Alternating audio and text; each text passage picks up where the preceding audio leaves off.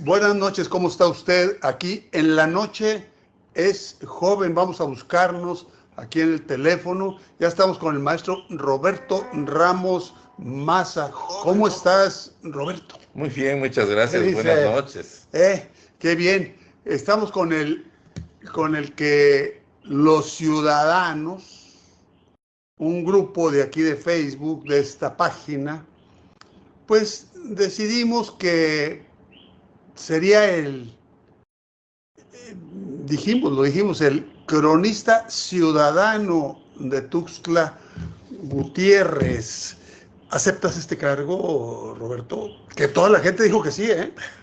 Lo cual es un halago, por supuesto, y por supuesto si es una cuestión ciudadana. Ciudadana totalmente, no es... Me gusta la idea, porque efectivamente yo creo que tenemos que hacer mucho todavía por Tuxtla. ¿Qué hace un cronista? Pues lleva el recuento de los hechos importantes en un lugar. Y además, aparte de llevar el recuento, también trae a colación todos los detalles de la vida, del pasado, hasta cierto punto, con personajes, cuestiones, hechos, que han configurado la personalidad de Tuvimos un muy buen recuerdo a José Luis Castro Aguilar. Efectivamente. Muy buen cronista, llevaba y publicaba en todas partes, donde podía. Él fue cronista oficial del ayuntamiento de Tuxtla Gutiérrez, fue muy acucioso, investigador, muy minucioso de todo lo que llega, de la búsqueda en archivos. Gracias a él yo le debo mucho de lo que tengo de datos acerca de la ciudad, porque él era de esas gentes minuciosas que va a buscar los archivos directamente. Bueno, cada vez que platicaba yo con él decía, base documental. Iba por los documentos. Efectivamente. Iba por las pruebas, ¿no? Tuvimos, por cierto, algunas discusiones al respecto, porque yo le decía que entendía que si no había documento, pues uno podría dudar de lo que se estaba diciendo del personaje, si existió o no existió, pero creo que no necesariamente es algo que al 100%. Yo creo que sí hay veces que alguna leyenda urbana tiene un fundamento que nadie registró, y precisamente en ese sentido el papel de los cronistas tendría que ser registrar justamente lo que está pasando. ¿Quién está ahorita llevando al registro de la vida actual de Tuxtla Gutiérrez en 2025? Tendríamos que pensar en los tuxtlecos de 2080, ¿no? Les gustará mucho saber qué estamos viviendo ahora. Sí, ¿qué hacía su abuelito? Su abuelito, su bisabuelito, etcétera, claro. Y yo creo que ahí estriba el papel de los ciudadanos. De alguna manera, siempre hay en las familias alguien que es cronista de la propia familia. Sí, no falta que diga, no, mi papá vino de el acá, de la precisión, nació, tuvo tales hermanos. El del dato preciso, ¿no? Exacto. Y muchas veces las reuniones familiares son alrededor de la crónica de aquel que logró, por algún motivo, gusto, vocación, lo que quieras, reúne a la familia en torno a qué ha sido la historia familiar. Y las historias familiares tejidas son las que hacen la historia de una ciudad también. Claro, a ver, nos dice el policíaco, ¿te acuerdas de mi tocayo? El policíaco Humberto Valcruz y 5 personas más. Dice, saludos cordiales para ambos, estoy atento y a la orden. Muy bien, tocayo, Enrique, el policíaco, Enrique Vázquez. Bueno, la iniciativa partió de José Juan Balcázar.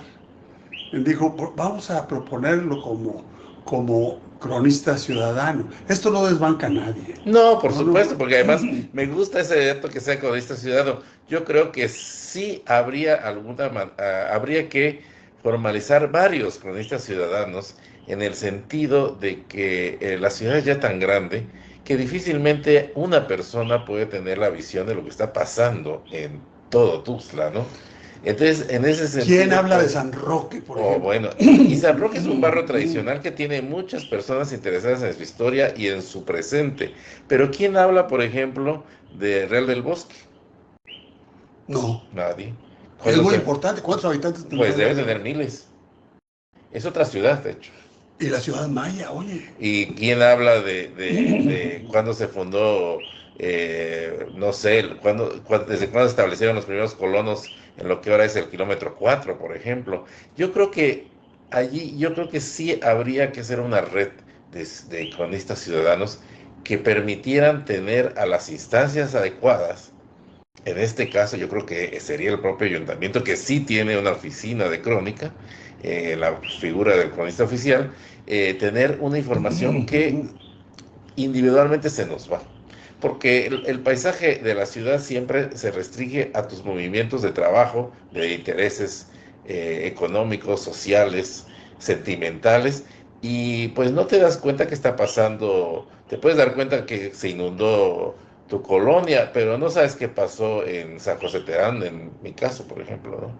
Así que yo creo que sí tendríamos que pensar más que en un solo cronista ciudadano, en una red de cronistas ciudadanos que ayudaran a preservar la memoria de la ciudad. La ciudad originalmente tenía ¿cuántos barrios?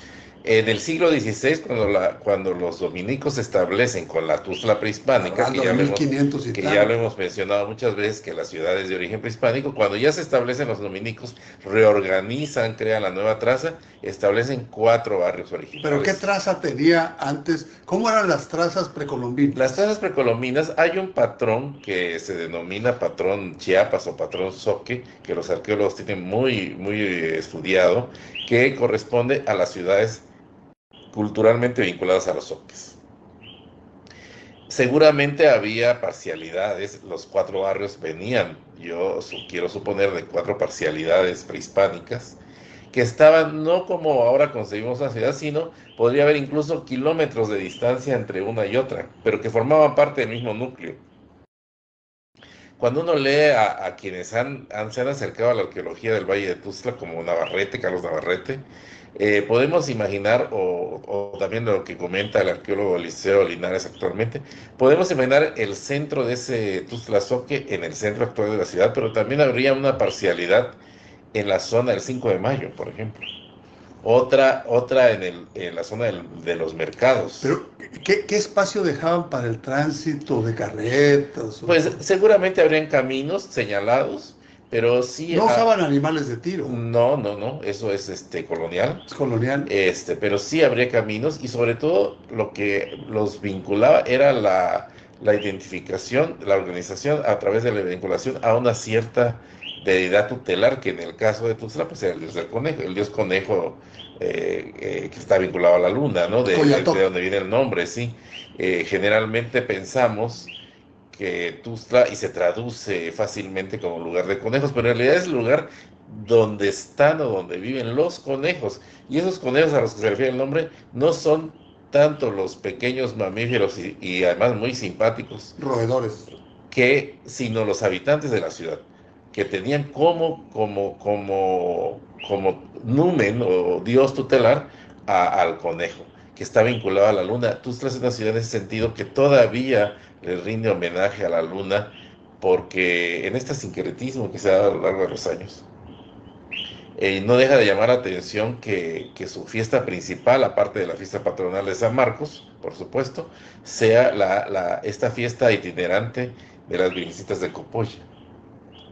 Y las Virgencitas de Copolla, y las vírgenes en general, la figura de la Virgen sustituyó muchos cultos de las diosas lunares, tanto en el área del Mediterráneo, en Europa, el Medio Oriente, como en Mesoamérica.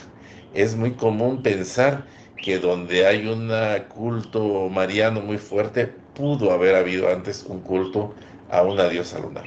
Claro. Eso se ve, hay muchos estudios al respecto. Incluso Europa del centro. Exactamente, la Europa balcánica, en fin. Y yo creo que Tuxtla tiene esos 4 barrios originales. Yo creo que se correspondían con 4 parcialidades ya de la época prehispánica, que tenían una organización. Y se veían en el conejo de la luna. Y bueno, y eso lo vemos cada vez que hay luna llena, vemos al conejo, claro. Claro. Porque incluso el conejo es una de las figuras calendáricas del calendario ritual mesoamericano.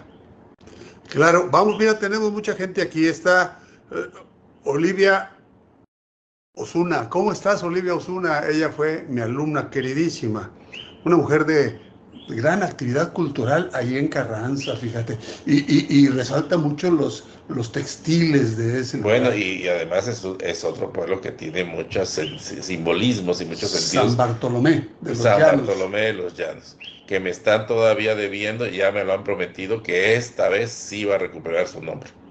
Ojalá. Está muy feo el de Venustiano Carranza, hombre. Pues digamos que, no digamos que está feo, es innecesario porque además si quieren homenajear a Carranza, que es un personaje evidentemente histórico de México, pues ya hay una alcaldía en la Ciudad de México, que se llama así, ¿no? Sí, No sí, necesita siempre, más, para no necesita que, que ¿verdad? recuperen San Bartolomé de los Exacto. Llanos. Dice, invitado de lujo, qué gustazo verlos y escucharlos. Muchas gracias, Olivia. Lupita de la Cruz, ¿qué tal? Excelente invitado de lujo, Roberto. Laura León Carballo, mi bellísima amiga, un saludo con mucho cariño para ambos. Laurita, ¿cuándo vamos a desayunar, Laurita? Mavi Vázquez, ¿qué tal, Mavi? ¿Hace cuánto no te veo? Un afectuoso saludo para ti, Enrique, y para Roberto. Muchas gracias. Dice Lupita de la Cruz, Red de Cronistas Ciudadanos, buena propuesta. Vamos conformándola, ¿no? Olga Lilia Tobilla, Yadira Manso dice, qué maravilla, deberíamos valorar más este momento. Tenemos a dos grandes en esta transmisión. Bueno, yo soy más grande que él, yo tengo más años que él. Entonces, Sí, sí. yo soy Un mayor que tú. poquito. Sí, sí. Ojalá quede grabado. Saludos, maestros, los admiro. Muchas gracias, Yadira. Gracias. Muchas gracias. El profesor José Noé Aragón dice, después del espléndido trabajo de José Luis Castro Aguilar, nuestra ciudad requiere de un investigador que tenga la visión amplia y el conocimiento para escribir respecto de los acontecimientos cotidianos e importantes que identifican a nuestra ciudad. Esa es la labor. Sí, Crónica, por supuesto. ¿no? Sí. Mira, Mario Tacías Aquino, trabajamos juntos en aquella Voz del Sureste y diariamente llegaba con la noticia más importante. Mario Tacías. Saludos, Enrique. Saludos, Roberto Ramos Maza. Muchas gracias. José Noé Aragón dice, Roberto es un referente en este contexto, por supuesto, es lo que estamos diciendo. Marisol Solís, ¿cómo estás? Buenas noches, excelente invitado, claro que sí, y excelente público que tenemos también. La historia de Tuxtla Gutiérrez es narrable, es contable, es valiosa. ¿Por qué? Siempre es valiosa porque es la historia de una comunidad que tiene altibajos y que va definiendo también la historia personal y familiar. Yo creo que todas las sociedades, y mientras más grandes sean, pues es más rica, por supuesto, porque hay más gente, tiene mucho que contar, porque hay momentos muy buenos, en el sentido de, no creo que sea el caso de Tuzla, pero hay momentos buenos de prosperidad económica, como podemos ver en muchas ciudades del mundo, pero hay momentos también difíciles, guerras, cuestiones de rebeliones. También tenemos... ¿Ha vivido qué guerras importantes? Ha vivido, de hecho, uno de los hitos históricos de Tuzla es la rebelión Zoque de 1693, cuando los zoques amotinados mataron al alcalde mayor de Chiapas, o sea, el que fungía... 1693. Fungía como gobernador, podríamos decir que era como el gobernador de la provincia colonial de Chiapas. No lo reconocieron los zoques. Los zoques se enojaron porque le habían pedido que removiera al representante local de ese gobierno provincial y al gobernador zoque, por cierto. Porque tenían desavenencia sobre todo en qué usar el dinero que los habitantes reunían en las cajas de las cofradías. Y el alcalde mayor, a pesar de que tenía orden de las autoridades de Guatemala de removerlo, de hacerles caso, no lo hizo. No solamente no los hizo, sino que los empezó a perseguir y a encarcelar, y entonces se motivó el motín que hizo que lo mataran a pedradas. Vino de Ciudad Real para acá para tratar de arreglar las cosas, las desarregló más que las arregló, y lo mataron a pedradas tanto a él como al representante de la corona aquí en Tuzla y al gobernador Zoque. Oye, pero hablando del tiempo y del espacio, no sé, a mí se me antoja demasiado lejos la ciudad de Guatemala para gobernar Tuxtla Gutiérrez, Pues físicamente. estaba más lejos Madrid y gobernaba todo lo que ahora es la América Sí, Hispana. pero Madrid tenía su flota de barcos, tenía su fama mundial en el mundo de entonces, pues Inglaterra y Madrid. Pero Digo, España y Madrid son las que peleaban. sí, nada más que está muy, ahora lo vemos lejos, pero en realidad en ese momento todos nos adaptamos a las realidades del momento. Para un viaje de una semana era un viaje corto. Sí, bueno, era un viaje Un viaje de aquí a a aquí, Gaga. sí, no, pero digamos que la gente lo veía también así, porque estaban Ah, pensando, sí, se tiene otro concepto del tiempo claro, y porque, del espacio. claro, por eso no estaba lejos Pero, Guatemala. pero desde la perspectiva actual nos Nos parece parece lejos, sobre todo increíble, porque ¿no? hay una frontera ahora que nos separa, pero si vemos bien, no estaba lejos, estaba realmente en términos relativos, pues era relativamente cercana. Es como Bélgica gobernando el centro de África, ¿no? Pues, y bueno, y Inglaterra, Australia. Imagínate. ¿Qué más lejos quieres? A ver, vamos a ver, está Pedro Capri. ¿Qué tal, Pedro?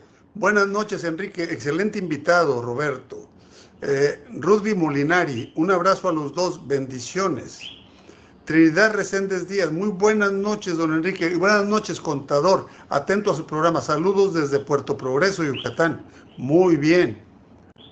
Rumberto Valcruz, buenas noches, invitado de lujo. ¿Podría comentar algo sobre la desaparición del municipio de Terán y cómo se integró a Tuxtla Gutiérrez?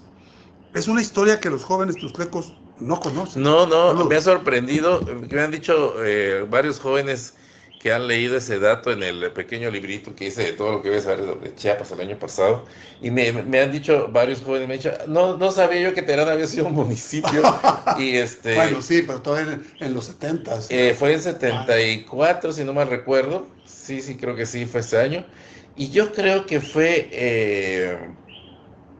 pues una medida finalmente unilateral que extrañamente nadie se opuso. O reprimieron, o los maiciaron muy bien, o los reprimieron mucho, pero sí me sorprende que no haya habido aparentemente ninguna reacción contraria a esa decisión que se tomó. Pues porque, claro, ya estaban completamente conurbados, pero todavía a mediados de los 60 había una separación, se notaba cuando salió uno de Tuzla y salió uno, Estaba digamos, lejos, al Terán. campo y llegaba uno al otro pueblo que era Terán, estaba muy Sí, cerca, pero sí se notaba. Cuando ya la conurbación ya era inevitable, pues evidentemente vino esta decisión de los primeros años 70 y desde entonces forma parte, por cierto, si se hubiera mantenido el municipio de Terán, sería uno de los tres más poblados del estado. sí, ¿verdad? Sí, sí, sería Tuzla, Tapachula y Terán, los tres más Sí, poblados. hoy sí, porque además se pobló rapidísimo. Porque yo no sé, no tengo el cálculo porque habría que checar, Pero el nombre del pero general Terán, ¿por qué? porque el general Terán fue uno de los emisarios que vino a Chiapas en esos momentos decisivos de la, de la unión al imperio de Iturbide y la unión a la República Mexicana. Estuvo aquí en unas misiones especiales, aparentemente ganó simpatías tanto entre autoridades como entre el público en general, porque decidieron considerarlo siempre un personaje bienhechor, por así decirlo. No es un personaje, no recuerdo exactamente en este momento, pero es un personaje, creo que de origen de algún estado norteño. Va, Manuel Mier y Terán. Manuel Mier y Terán, ¿cómo Sí, no? sí, sí, sí. Y me parece que el municipio de Terán tiene su propia historia, porque ahí además se refuerza lo que te estoy comentando. El municipio de Terán, el antiguo municipio de Terán, el pueblo de Terán, que no es una colonia, por cierto, me disgusta a veces esa terminología facilona. Colonia Terán no existe, la colonia Terán, Terán es un pueblo que forma parte de la zona urbana, sí, pero tiene Y su no propia tenía un personalidad. nombre anterior, El puente, la congregación del puente. el puente se Sí, llamaba, sí, sí, se ¿verdad? llamaba el puente. Fue una congregación que surgió a partir de un rancho y luego se fue haciendo más grande, se pobló, se creó un municipio. Hay un cronista de Terán que nos cuenta muchas cosas de la historia de Terán. Él ha publicado, él ha hecho mucho trabajo para mostrarnos cuáles son las historias de estos personajes que desde el centro de Tuxtla pues desconocemos. Por eso creo que es importante. Ahí tenemos, en este caso del cronista de Teherán, tenemos otro cronista que tenía que ser parte de esta red, pero claro, al cronista de Teherán también se le va a ir escapando que hay muchísimas urbanizaciones que ya no tienen la identidad de Teherán porque ya son muy recientes, pero que también tienen su propia historia, como lo que ya Bueno, mucha gente mencionamos, tenía ¿no? su casita en Terán de fin de semana. En general, a lo largo del actual Boulevard Belisario Domínguez, todavía en los 60, había mucha gente que tenía sus quintas en ese camino. Claro, y se llamaban Casas, quintas, sí, me eran acuerdo. casas campestres, se En los llamaban 70 se quintas. llamaban quintas. Todavía buscándole un poco, debe haber una que otra, escondida a veces, pero debe haber una que otra todavía. Y después ya estas quintas se volvieron ya residencias permanentes y fue cuando la ciudad empezó a fusionar, cuando ambas poblaciones empezaron a fusionarse. Evidentemente tenían una relación estrechísima porque mucha gente de Teherán ya trabajaba en Tuzla, ya venían a comerciar a Tuzla desde antes de que fueran el mismo municipio, y esa historia fue pues muy cercana porque además tiene un antecedente colonial. La jurisdicción tuxtleca llegaba mucho más allá del actual municipio y entonces había muchas haciendas en los alrededores que se consideraban parte de lo que era la autoridad de Tuxtla. Una de ellas era la hacienda Las Ánimas, que de origen a San Fernando, otra Don Rodrigo, que de origen a Berriozábal, por ejemplo, ¿no? Y así había muchos ranchos y haciendas. Don Rodrigo se llamaba Berrozábal. Berriozábal, sí. Era una hacienda. Era una hacienda, la hacienda de los Gutiérrez, o sea, de Don Joaquín, y se consideraban haciendas tuxtlecas. O sea que el actual zona metropolitana tiene un antecedente muy lejano. O sea, que Berriozábal sea parte de la zona metropolitana actual de Tuxtla, pues tiene un antecedente histórico concreto, que es el que haya sido un rancho de una familia tuxtleca que tenía su casa en la pequeña ciudad, por supuesto. Todavía vemos en el plano de 1815, que es el más antiguo que se conoce de Tuxtla, como la casa de los Gutiérrez estaba en pleno centro, en pleno plaza de la ciudad. Uf, pues hay mucho que decir. José Noé Aragón me dice, ya empezó, profesor, usted. De Guatemala lo que le llega rápido a don Enrique son las canciones de Arjona. Como sabe que no lo puedo oír. Ramón de Dios López, ¿cómo estás, Ramón? Saludos afectuosos para ambos, querido Enrique García Cuellar, y también para Roberto Ramos Maza. Abrazo grande, mis más sinceras felicitaciones, feliz noche. Karina Garay dice, qué buen programa, saludos. Humberto Pérez Matus, ¿qué pasó, Beto? ¿Cómo estás? Saludos, Enrique y Roberto. Ángeles Argüello Aquino. Ulises Valdés Arévalo, está diciendo la doctora, está llamando a alguien, pero no lo etiquetó bien, doctora. Muy buenas noches. Ulises Valdés es el cronista de Teherán, precisamente. Ah, ¿sí? Sí, sí, sí. Y hace mucho trabajo para dar a conocer la historia del pueblo, las tradiciones, los personajes. Mucho de lo que sé de Teherán es gracias a las publicaciones que él hace. Él es un asiduo divulgador de la historia de Teherán. Yo me acuerdo que repentinamente Teherán, por ahí, finales de los 60, principios de los 70, se llenó de tecladistas. Y todavía hay, sí, claro. Pero fue un claro. fenómeno extraño, ¿por qué no más en Teherán? Pues porque supongo que alguien fue exitoso y se volvió una alternativa. Efectivamente, allí había que ir a buscar no solo tecladistas, había tecladistas, marimbas, mariachis. Yo creo que todavía hay, no lo sé en este momento. Teherán se sale un poco de mi esfera cotidiana y por eso luego no tengo ya la visión de ahora, pero efectivamente era el lugar donde había que ir a conseguir a los músicos. Había familias. Sí, había familias y además tiene características muy específicas. La fiesta de la Santa Cruz, que es la principal de Teherán, tiene características muy reconocibles en esta recolección de hojas de España que todavía hacen los que la participan en la fiesta. Fíjate que yo en Tapachula veía que en la calle había una marimba que se paraba de tramo en tramo a tocar y a recoger algo que les pasara a dar los caminantes, los transeúntes.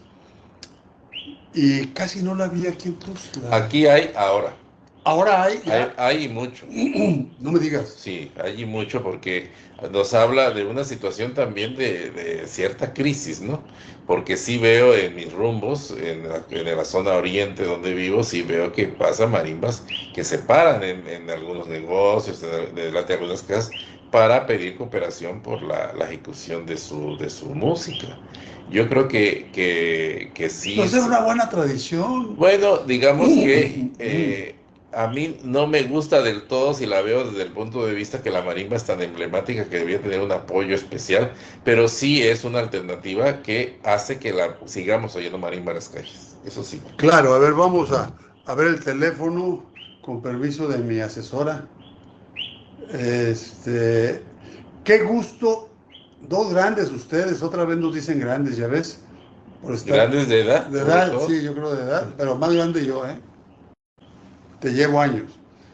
Un abrazo para ambos y enhorabuena porque al fin tenemos un cronista. Nos hace falta Castro Aguilar. Sí, hombre, qué lástima. Se lo llevó el COVID, caray. ¿Y quién registra el presente? Ángeles Argüello, aquí, dos grandes ustedes, sí, estamos grandes, Ángeles. Charito Gómez Román. Qué gusto ver a Roberto Ramos Maza, nuestro próximo cronista de la ciudad. No, ya no es próximo, ya es. Está tomando posesión en este momento con la anuencia y el impulso de todos ustedes, Charito. Ya es. Y habría que recordar que esta cuestión de cronista ciudadano, ¿no? Que no tiene nada que ver con las estructuras con otras oficiales. estructuras oficiales. Sí, claro. Lupita La Cruz, Ulises, cronista de Terán. Sí, Ulises. Un abrazo para ambos, enhorabuena. Dice José Natarén Aquino, ciudadano, claro, cronista ciudadano. Saludos, maestro, saludos, Charito. Pedro González Vera, ¿cómo estás, ingeniero? Qué interesante programa, muchas felicidades a los dos. El señor Ramos, todo un erudito, desde luego. Es un gusto escucharlos, qué bueno. José Noé Aragón dice, en la entrada de Terán vivía la familia Castellanos Albores. Don Ray era hermano de Rosario Castellanos y padre de Jorge Castellanos, quien creo fue compañero de Roberta en la prepa. No lo sé. No lo recuerdo así, pero parece ser. Hoy en ese sitio está un restaurante Biscuits. Los marimbistas y tecladistas de Terán, la mayoría son de San Fernando José Pompeyá y los Gutiérrez. Fernando José Pompeyá y los Gutiérrez. Muy bien. Doctor, le mandé un recado que ando mal de la garganta, hombre, doctor Hernán Velasco. A ver si me autorizaba algo por ahí, porque me está doliendo la garganta. Gracias, doctor Hernán León Velasco. Felicidades por el programa. Sí, pero el ciudadano tuxtleco, el ciudadano marca yo creo que los municipios en todo el país, pero cada quien se siente orgulloso de su palmo de tierra que le tocó, ¿no? ¿Qué pasa con eso? No, ¿eres de San Cristóbal? No, yo soy de Tuxtla. Y el de San Cristóbal, no, yo soy de San Cristóbal, yo no soy tuxtleco. ¿Por qué se apropian? ¿Qué fenómeno hay que se apropia uno de Bueno, yo creo que sucede en todos los casos. En todos lados, sí. Y tiene que ver además en un sentido territorial que traemos, yo supongo que desde los primeros tiempos de la evolución humana. Sí, pues la territorialidad. Claro. Entonces yo creo que eso es lo que nos hace que nos identifiquemos. Pero sí veo que en el caso de Tuxtla noto también un fenómeno que siempre he querido contrarrestar hasta donde puedo. Porque mientras otras ciudades del país tienen su personalidad propia a pesar de ser capitales de un estado, en el caso de Tuxtla siempre se menciona el estado y la capital queda un poco rezagada ante el imaginario general de la nación. Monterrey es Monterrey, Mérida es Mérida, Guadalajara es Guadalajara, sí, pero cuando ya hablan de Chiapas, hablan de Chiapas. Es cierto, eso lo noté. Pierde mucho sentido identitario la capital, en este caso, que es Tuxtla. Yo creo, eso lo he notado porque además deberíamos decir, sí soy de Tuxtla, que tiene tales características, y mucho de eso se pierde cuando ya salimos y dejamos de ser de Tuxtla. Lo que pasa es que yo percibí esto porque yo no digo, la gente no dice yo soy de Coahuila, Dice, yo soy de Torreón, soy de Saltillo. O de Monclova, o de cualquier otro lugar. Eso noto que no tenemos presente en Tuxtla. No dicen soy de Jalisco, soy de Vallarta, y soy de Guadalajara. Incluso en la zona metropolitana de Guadalajara distinguen, yo soy de Tlaquepaque, ¿no? O de Zapopan. O de Zapopan, claro. Y yo creo que eso nos falla a los tuxtlecos, que no tenemos un sentido de ese orgullo de que somos tuxtlecos, y esto es lo que es Tuxtla. Pero no se deberá, Roberto, a que Chiapas tenía cierto carácter de país. No. Yo creo. No, yo creo que no, pero porque finalmente Mérida no tiene esa característica, donde podría ser más un país. Nadie dice yucateco, dice soy de Mérida. Soy de Mérida, claro. Y Mérida tiene mucho orgullo, el meridano tiene mucho orgullo de su ciudad. Y claro, por supuesto que es yucateco. Pero en cambio aquí sí perdemos mucho. ¿De dónde es usted? Le preguntan a un tuxtleco y dice que es de Chiapas, cuando está en la Ciudad de México. Nadie dice, soy de Tuxtla Gutiérrez. No, y yo creo que ahí pierde mucho de la personalidad de la ciudad, porque generalmente se desconoce incluso cuál es la historia. Todavía sigo encontrando tuxtlecos que creen que Tuxtla no tiene historia, que Tuxtla se fundó hace poco, que la ciudad es muy joven, que no tiene nada que conservar en cuanto a patrimonio, etcétera, etcétera. Todas esas... Y que no haya que quedarse en Tuxtla.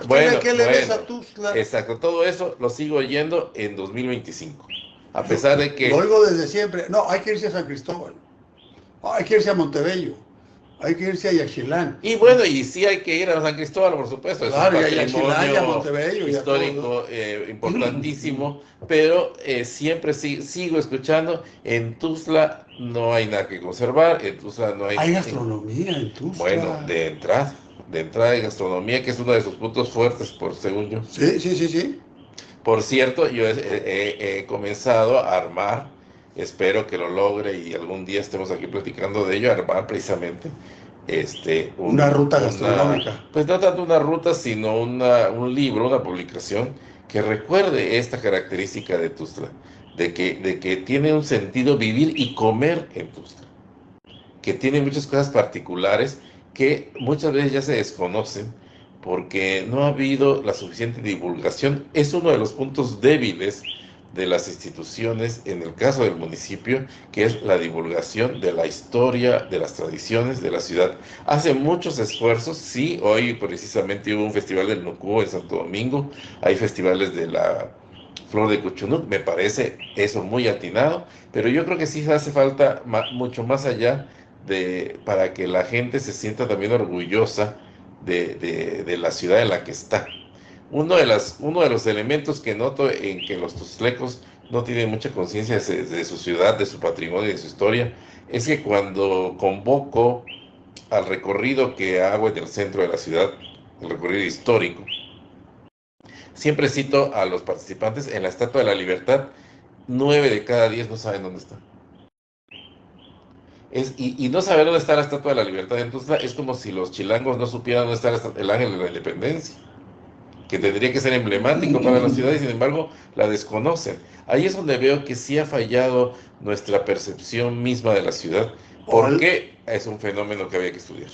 Habrá que estudiarlo. Vamos a ver qué nos dice el público.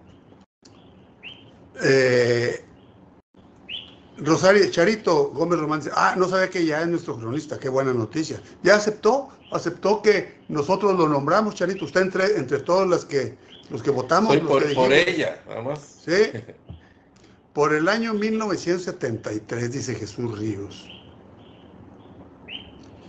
Un decreto gubernamental del doctor Manuel Velasco Suárez se suprime la categoría de municipio de Terán y queda integrado o anexado como agencia municipal de Tuxtla Gutiérrez a partir del 1 de enero de 1974. O sea, estamos bien en la fecha. Sí, estabas bien en la fecha. Y posteriormente, en 1985, queda nombrada como Delegación Terán, hasta 2011, en que por Cabildo Municipal le vuelven a dar la categoría de agencia municipal. Saludos al maestro Roberto Ramos. Qué bien. Él es Jesús Ríos. Precisamente dato, ¿no? Esos datos son los que alguien tiene que conservar, por un lado. Este es el cronista múltiple que debe haber. Exactamente. pero por otro lado también está lo que ya comentábamos fuera del programa antes, que quién registra lo que está pasando hoy. ¿Qué pasó hoy importante en Tuxtla? ¿Alguien lo está registrando? Sí, eso es lo Eso importante. es algo que tendríamos que checar también. Tuxtla Gutiérrez, capital de todos los chiapanecos. Nací en San Fernando, pero también crecí en la capital. Por eso me encanta, la amo y mi padre, ancestros paternos, nacieron en ella. Alejandro Orozco dice, acá está la cultura zoque con muchas tradiciones y gastronomía. Muchísimas, muchísimas y además vivas, cosa que mucha gente de Tuzla no lo percibe o no lo nota, pero están vivas. Y mucha gastronomía, efectivamente, mucha de la gastronomía local tiene sus orígenes en la gastronomía zoque. Y hay muchos platillos que son muy, muy, muy vinculados a los zoque actual, incluso. Dice José Ángel Aguilar García, agradezco mucho su conversación pública. Me provoca mucha emoción escuchar sus palabras sobre Tuxtla. Mi experiencia en ella fue más de sus taquerías y cantinas periféricas, pero añoro cada calle, cada historia. Saludos a ambos, maravillosos. Lupita de la Cruz, en la capital tiene muchos lugares e historia propia. Sí, Chula muchos, Vetusta. muchos. Tiene muchos, y es ahí donde hay que hacer una labor de divulgación. Y ahí donde también tendríamos que tener estos cronistas ciudadanos por barrio. Me llama mucho la atención, por ejemplo, un barrio que por su situación, y más bien por la situación de mi casa, atravieso con frecuencia, que es la colonia Bienestar Social, que tiene la historia, su origen, es una cuestión que hay que contar, tiene que ver su origen con la rebelión de los pollinos, un movimiento social que se dio en los años 50 y que ha sido registrado, entre otros, precisamente por José Luis Castro. Pero que veo cuando atravieso la Venezuela Social, veo que es como un pueblo atrapado en la ciudad que tiene su propio parque, sus tiendas, sus tienditas, su mercado, y alguien tendría que registrar no solamente la historia y el origen de la bienestar social, sino también su cotidianidad actual. La bienestar social es un pequeño todo, porque, Exacto, fíjate, es un exacto. pequeño todo porque hay marisquerías, hay restaurantes, hay súper, Mercado, hay mercado, el supermercado. mercado San Juan, El mercado San Juan está en la está bienestar en el social, bienestar claro, social, claro. hay múltiples casas antiguas. Y tiene su propia iglesia en el centro. ¿Ah, Y sí? claro, sí, claro, San Martín, San en el Martín. parque. Y tiene su fiesta de barrio. Tiene además otros templos de otras denominaciones. El eh, nombre me parece algo demagógico, bienestar social. bueno, ¿Quién se lo porque pondría? pues se lo pusieron seguramente desde las esferas del poder en ese momento, cuando en este arreglo que nos cuenta José Luis Castro, tanto en sus crónicas como en un pequeño cuento que él hizo, lograron que esta pequeña rebelión, estos amotinados, quedaran contentos y ya decidieron llamarle bienestar social. La doctora Ángeles Argüello Aquino dice, aquí, ella está en la bienestar social.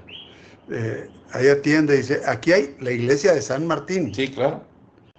Y hay Bien, familias que han vivido ahí desde que se fundó. Y fíjate esas nomás. familias tendríamos que conocerlas y que nos contaran las historias. De ahí la importancia de eso que te digo, de esta red de cronistas ciudadanos que pueden Ir aportando. ir aportando ahí sí, ya a la crónica oficial que se hace desde el ayuntamiento, pero que no se puede dar abasto por razones obvias. No puede el ayuntamiento como institución tener 30 cronistas en la ciudad, no, claro, pero sí puede tener una red de cronistas ciudadanos honorarios que Claro. apoyen la labor que sí lleva a cabo el cronista Nuestro oficial. oficial. Sí. Reynold D.S. Hernández. Saludos al maestro Ramos Maza y al maestro Enrique García Cuellar. Gracias, Reynold. Alejandro Orozco dice, va a haber un evento de las comideras soques que me parece que van por un registro, pero creo que esos eventos les falta difusión. José Natalena Aquino, ¿qué pasó, maestro? ¿Cómo está? El pollino Artemio Rojas Mandujano encabezó una manifestación en 1955 contra el trágico suceso de Zapaluta. Exacto, exacto. Esa fue, digamos, la Zapaluta es Trinitaria. La Trinitaria, que es otro pueblo que debería recuperar su nombre, igual que Pinola. Igual que Pinola, Exacto, Zapaluta, exacto, claro. Exacto. Sí. Y se hizo en Jalisco con algunos nombres, que Zapotlanejo, qué bonitos nombres y todo eso, los recuperaron. Zapotlán, que era En Ciudad Guzmán. Ciudad Guzmán, y se lo recuperaron. Es que con la pérdida del nombre se pierde mucho de la identidad del lugar. Claro. Por eso Carranza debe recuperar su nombre. Nos están mandando anuncios en este momento. Vamos, por favor, Sharon, a los anuncios.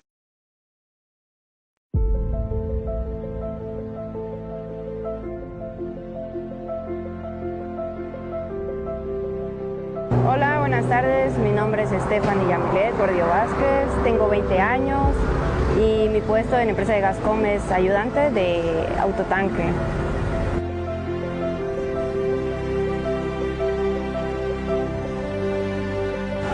Soy mamá soltera de 2 niños. El mayorcito tiene 2 años y uno de 8 meses, chiquitos. Por la necesidad, más que nada, del dinero para poder mantener a mis hijos y darles una mejor vida. Y decidí venir, preguntar y sí, inmediatamente me dieron el puesto, gracias a Dios.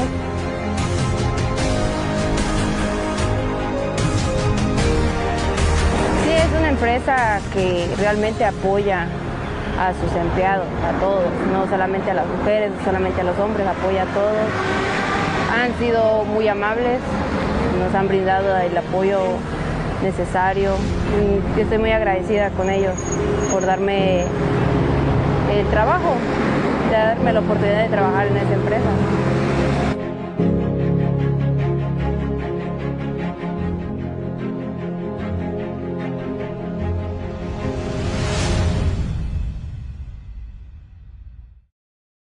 Ya sabe usted que en Gasolinera La Fuente tiene los litros completos y la atención inmediata en un ambiente de absoluto esmero para atenderle. Gasolinera La Fuente está en La Fuente, el punto referencial más conocido de Tuxtla Gutiérrez. Siempre tenemos que pasar por La Fuente. Gasolinera La Fuente.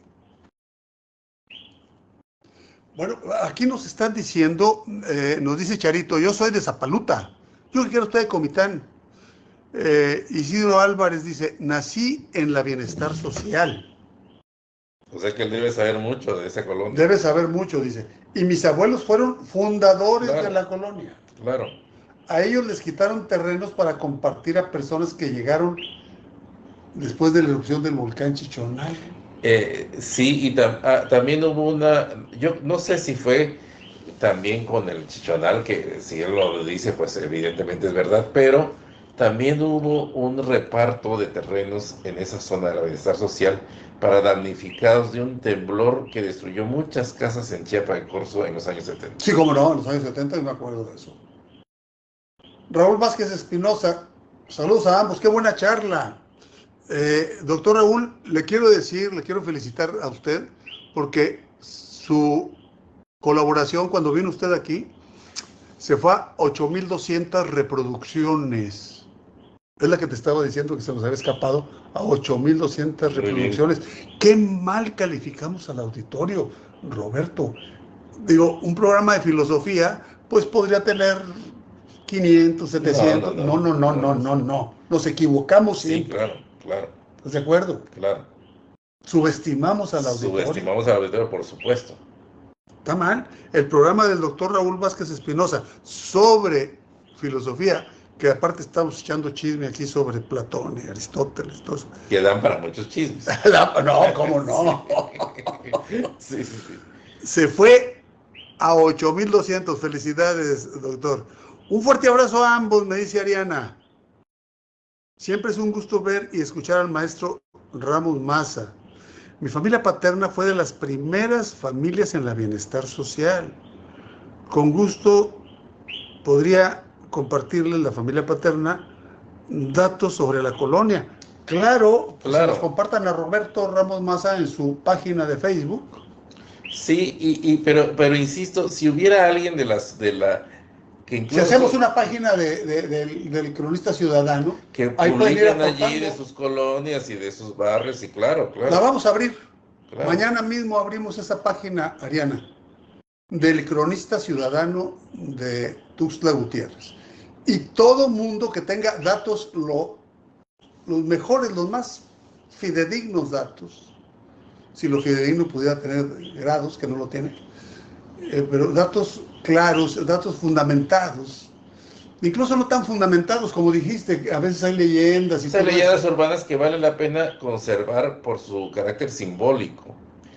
Y hay otra población también, otro pueblo, que forma parte de Tuxtla, pero que también es un pueblo, que también merece tener una crónica, merece saber quiénes lo fundaron, cuándo llegaron, todas sus tradiciones.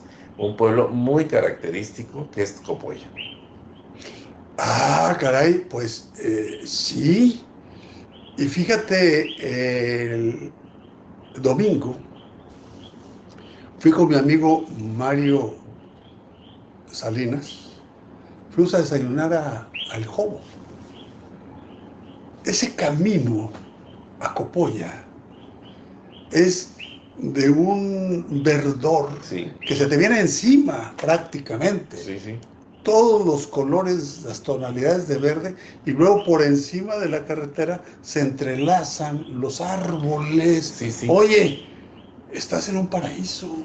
Aquí a 6 kilómetros. ¿En la misma ciudad? Sí, en la misma ciudad. Y ahí ni siquiera se discute porque es parte del municipio de Tuxtla. O sea que no hay, claro, pues se ve duda. Se ve el cerro de Copolla desde aquí. No hay duda. Entonces hay que averiguar. Pocos, o más bien pocos saben que fue un rancho en la época colonial, el rancho Copolla, que era de la mayordomía, o cofradía, no sé cómo llamarle en este momento, de Santo Domingo, porque era un rancho dedicado al ganado, y que se hizo pueblo hasta el fines del siglo XIX. ¿Tan nuevo es? Sí, como pueblo sí, pero tiene un antecedente largo. Ahora, ahí vemos de nuevo estos simbolismos de los nombres. Ya habíamos hablado del nombre de Tuxtla. Y Tuxtla, que es una deidad lunar, tiene por encima a la luna, porque Polla en Soque es luna. ¿Y Copolla será cerro? Co es arriba. Arriba, cerro. Arriba. Sí. Arriba está la luna. Arriba está la luna, Copolla. Copolla. Así que tiene todo un antecedente de cuestiones incluso religiosas de la época prehispánica.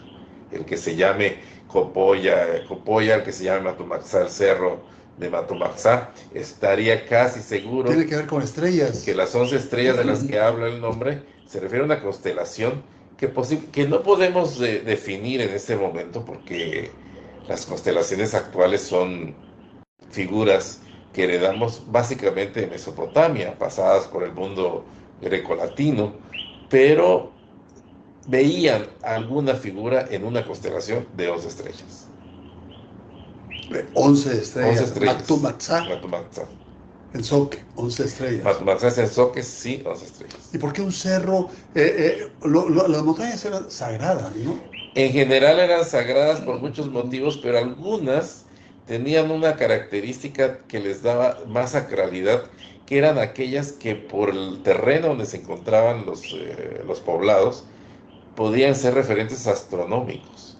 O sea que desde aquí se ve. Si un cerro, por su forma, por su posición, nos puede indicar el movimiento de los astros, nos sirve como un calendario.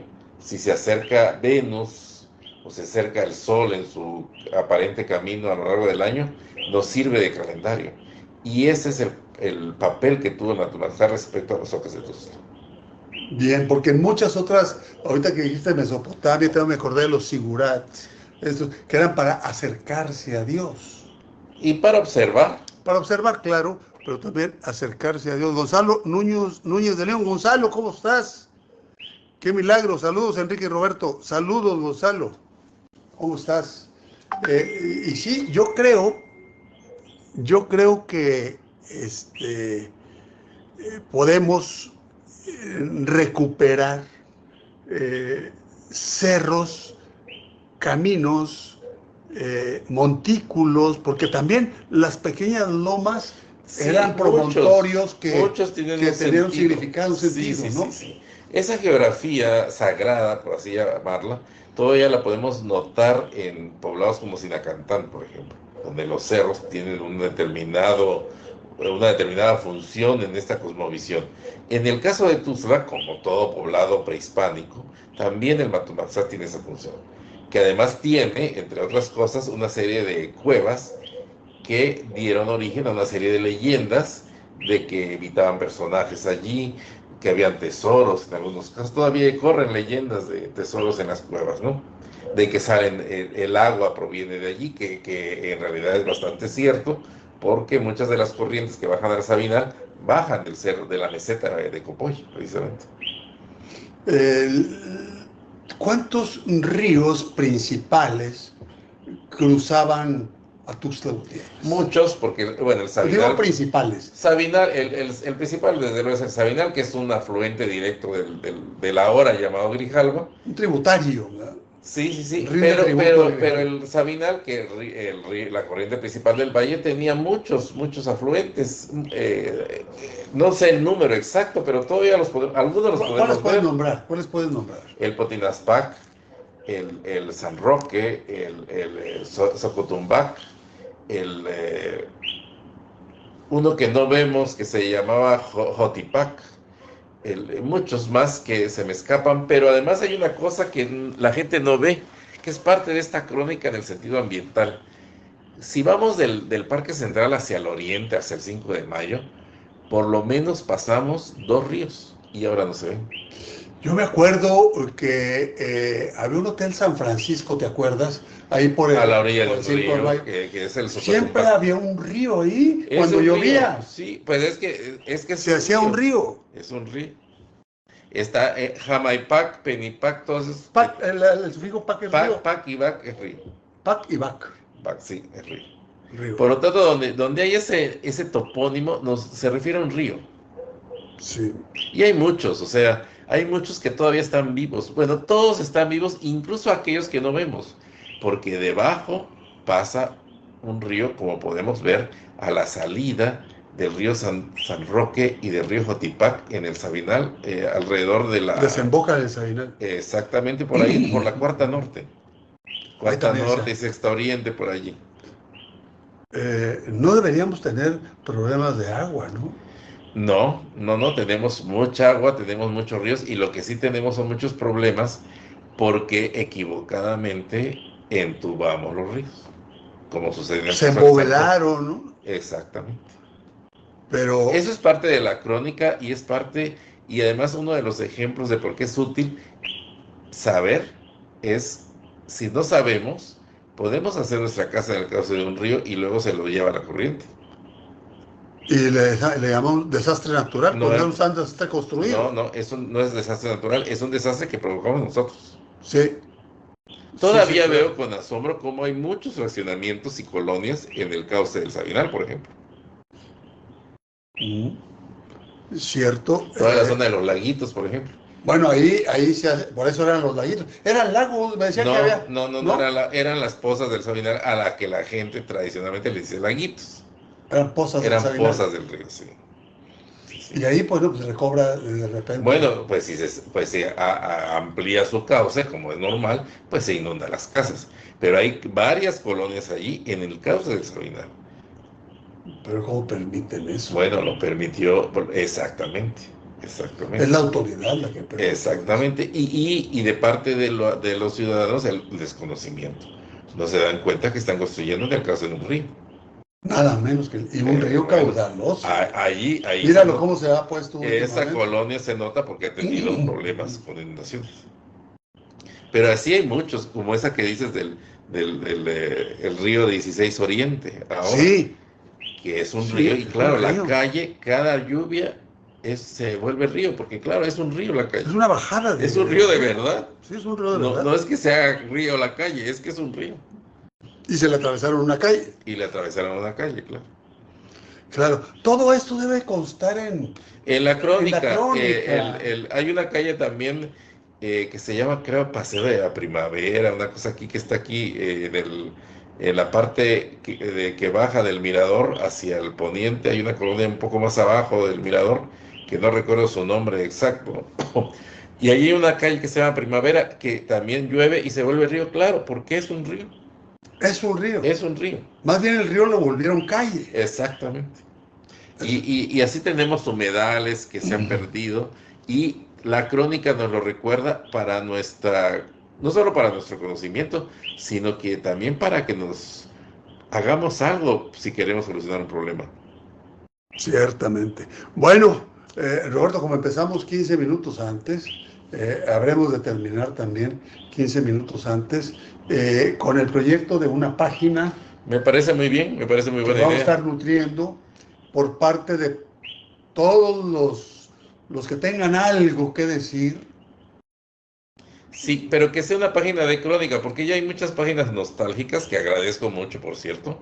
Tuxtla me recuerda, hay varias páginas en el Facebook nostálgicas, con fotos antiguas, cosas que son muy buenas. Muy valiosas. Pero lo que aquí se necesita es que alguien suba también, desde luego, fotos, pero datos más o menos exactos de cuándo se fundó la Bienestar Social, quiénes la fundaron, quiénes... Las primeras familias que se establecieron. Y sí, claro, pueden poner fotos, pues va a enriquecer. Y esto va a ayudar mucho a que las instancias oficiales, como te digo, puedan tener también material para que eventualmente se puedan hacer archivos, museos, etcétera, que resguarden la memoria de la ciudad.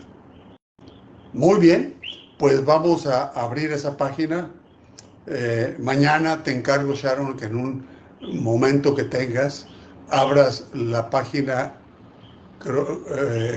Cronistas Ciudadanos. Cronistas Ciudadanos, sí. ¿Verdad? Sí, porque tienen que ser plural. muchos.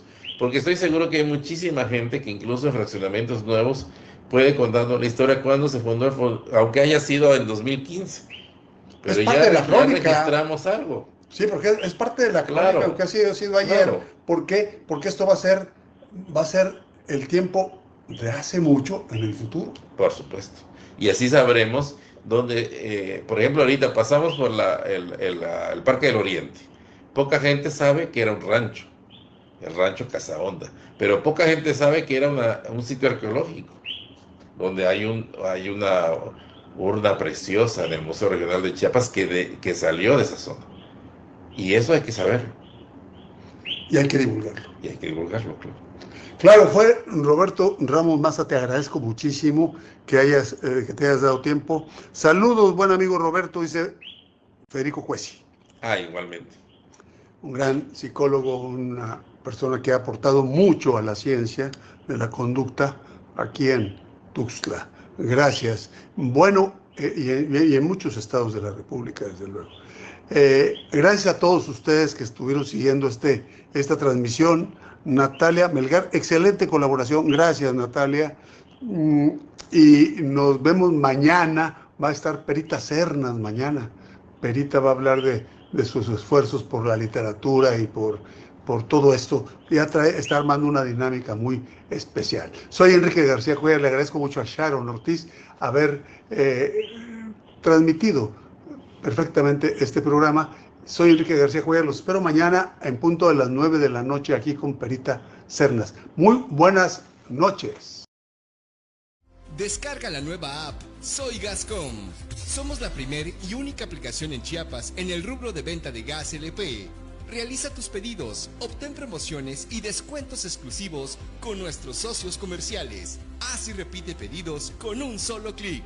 ¿Qué esperas a descargarla? Soy Gascom ya se encuentra disponible en las tiendas digitales App Store y Google Play.